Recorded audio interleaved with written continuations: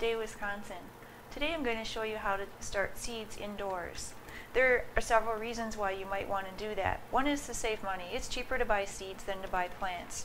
Another reason is because our Wisconsin growing season is quite short, and some plants can't be planted from seed in our soils and produce fruit that same year. Tomatoes are a prime example of that. They really need to be start ahead indoors. Another reason you might want to start seeds indoors is because there's a huge variety of seeds that you can plant, many more kinds of seeds than you can buy seedlings in a greenhouse.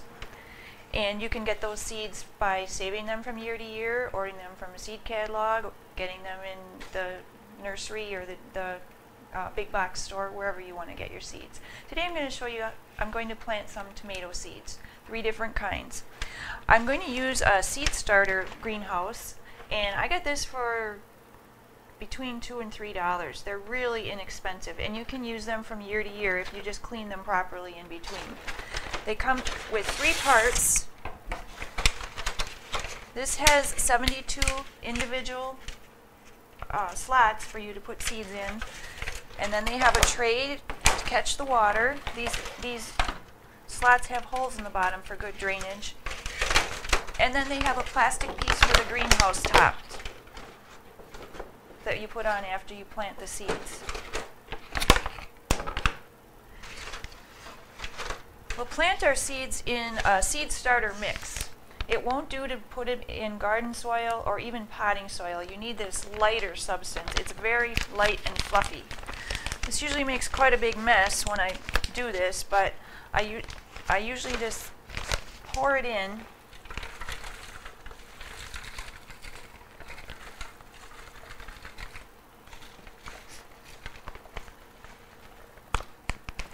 Do like that, and then push it over to fill each little cell.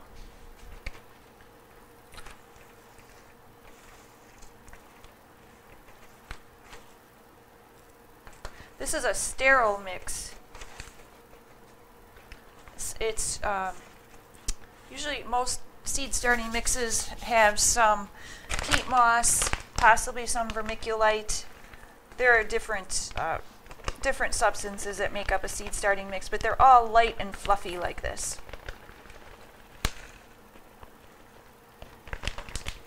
I'm only going to fill this half full, and I'll show you why later. This is all the seeds I want to start for this year, but I'll show you why I might leave, even if I was going to start a greater number, I would still leave a few cells open.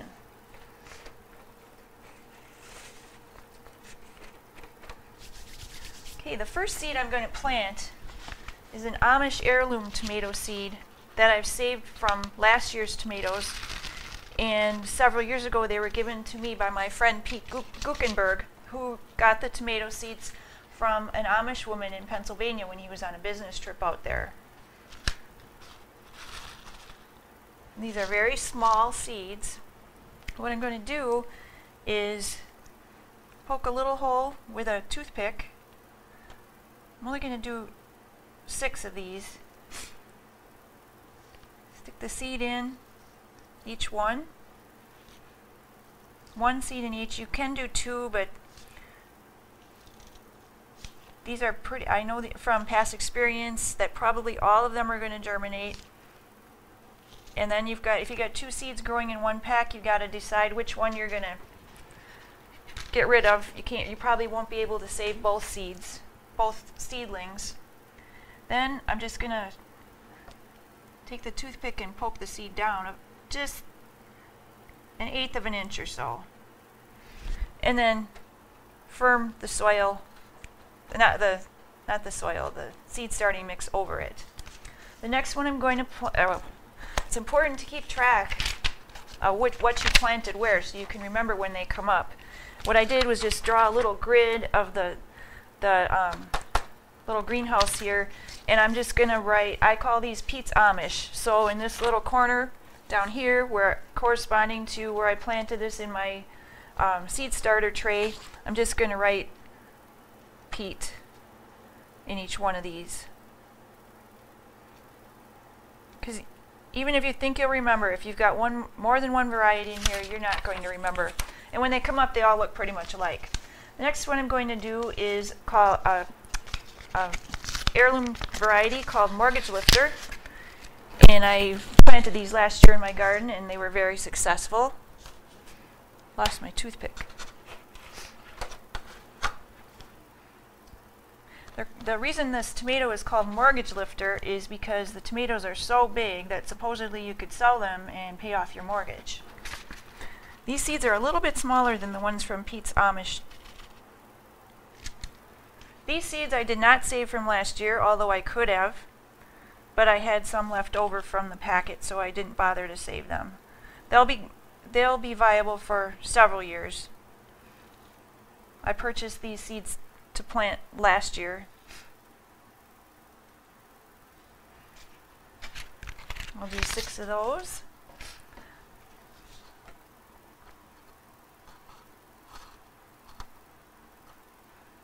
Push them down just a tad, cover them up.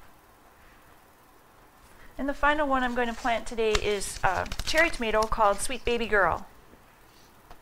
I better record that. Mortgage Lifter.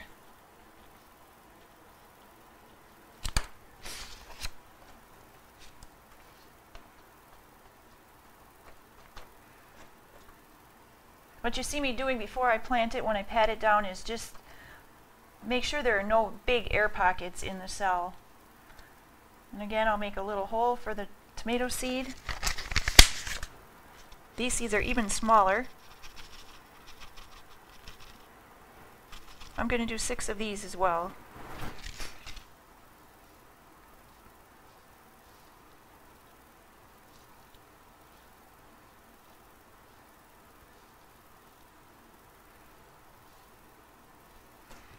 Poke it down with the toothpick.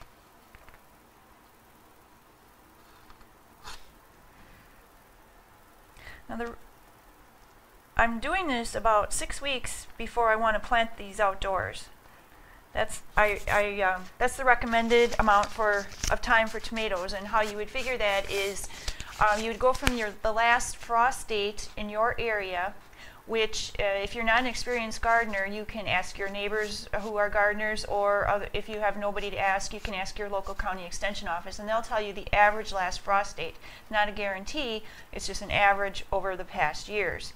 Then you, if the packet says plant indoors 6 to 8 weeks ahead, you take your calendar, count backwards from the average last frost date, or when you'd want to plant the plants outside, and that's when you would start them indoors. Now that they're all planted, I'll do this later. You don't need to watch me do this again. I think you got the idea. I want to wet the soil, and some people would suggest that you wet this planting mix before you even put it in the trays. I've just found this to work easier. I'm going to wet this soil from both the top and the bottom. You could just water it, but I don't want the seeds to move around too much.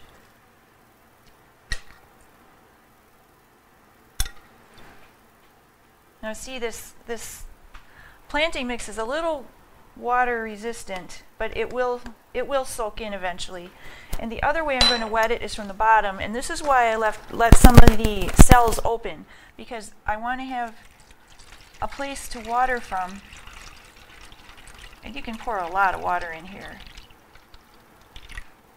And what it'll do is it'll soak up into these cells, these planting cells from underneath. Now they need to go in a warm place, and today is not a sunny day, or I would just set them in my sunny south window.